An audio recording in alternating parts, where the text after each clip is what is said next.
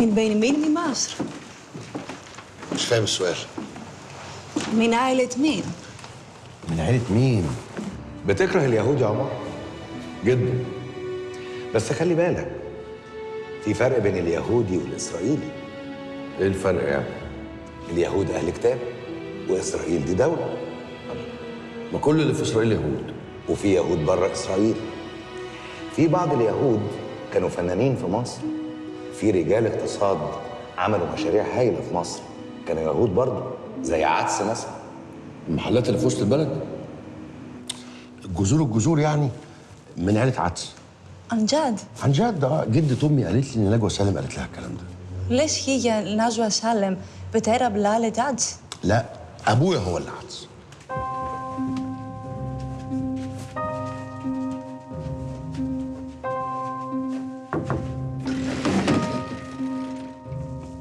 שלום, הוא סיים את העבודה שלו ורוצה להיכנס לכבודו של המזכיר הראשון.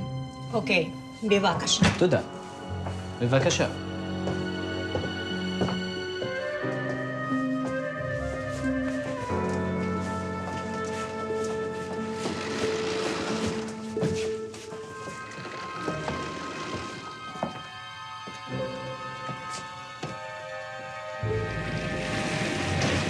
سربرايز.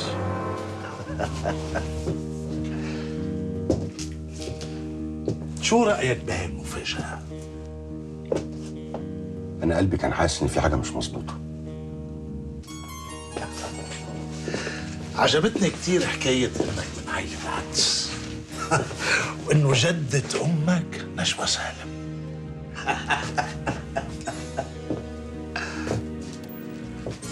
من عائلة مين؟ الجذور يعني من عيلة عدس. عن جد؟ عن جد.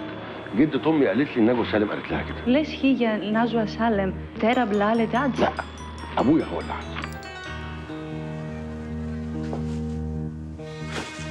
لوين رايح؟ خارج، ماليش مكان هنا. أصلاً مش باقي لك مكان غير هنا. ما تستغرب.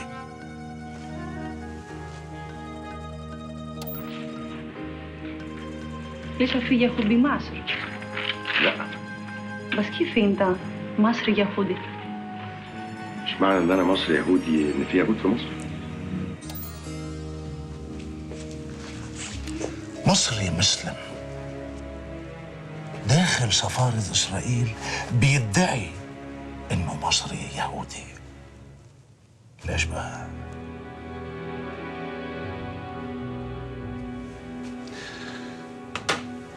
عمر، أنا مش رح أفسر سكوتك على إنه غباء منك. ما أنت كنت شاكك، وكان واضح جدا هذا الكلام بعيونك. أنا بدي ريحك لحتى نعرف نشتغل صح. نشتغل صح؟ انت فاهم معنى ان انا اشتغل معاكوا ايه؟ دي فيها اعدام. إذا مسكت، ما انا اكيد هتمسك. إذا غلط، ما انا اكيد هغلط. عمر اللي نحن رح ندربه مستحيل يغلط. يا عم انا بني ادم واكيد هغلط. حتى لو فرضنا انك غلط، رح نسحبك قبل ما تنكشف.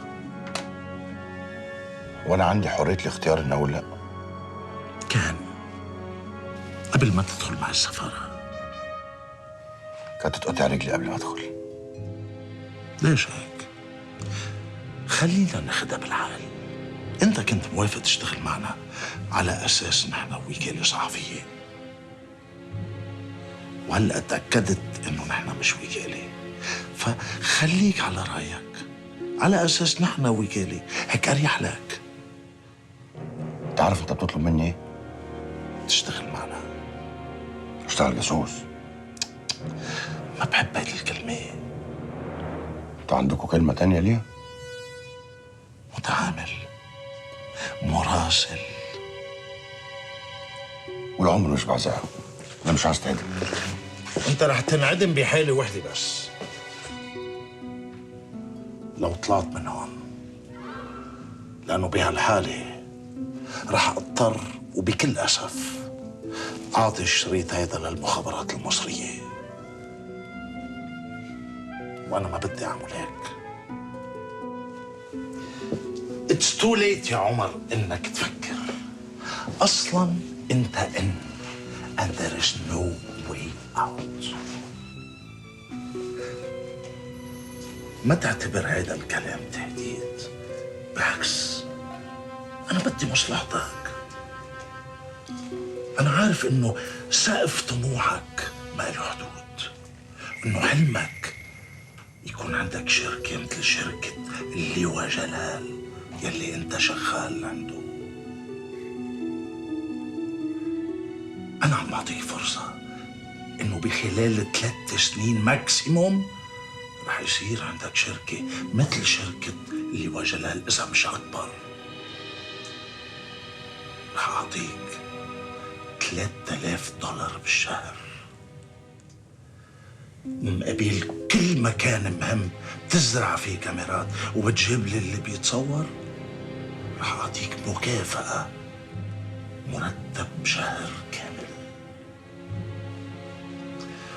وأنا هيك مثل ما أنتوا بتقولوا المصريين عداني العيب. ديل؟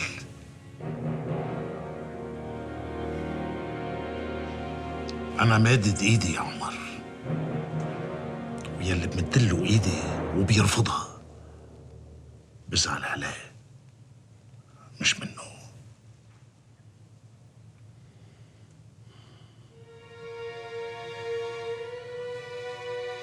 مبروك، هلأ صار فيك تمشي، وخليك جاهز بكرة لتبلش بتدريبك.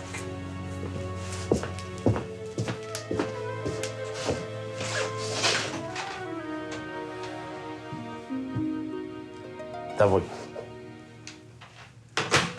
سالم، عارف انت مين؟ شور. وعارف طبعا انك هتعرض عليا ان انا كنت بصراحة كل واحد لازم ياخد حقه. سالم هو اللي رشحك لنا وأخذ مكافأته عليك. هذا الولد شاطر كتير وله مستقبل ممتاز. في سيارة بالباركينج رح تاخدك من هونيك لحتى ما حدا يشوفك انت وطالع. انت هلأ صرت مننا وأمنك بهمنا.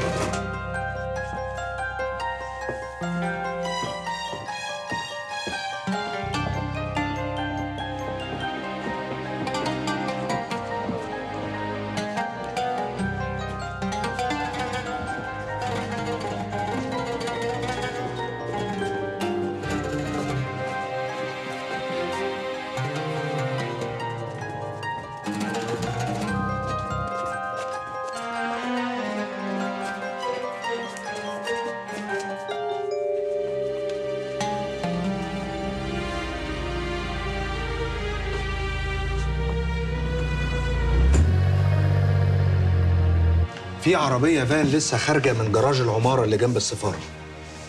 ده أكيد عمر. ارفعوا عنه المراقبة دلوقتي. أكيد هيبقى تحت عينيهم 24 ساعة في اليوم.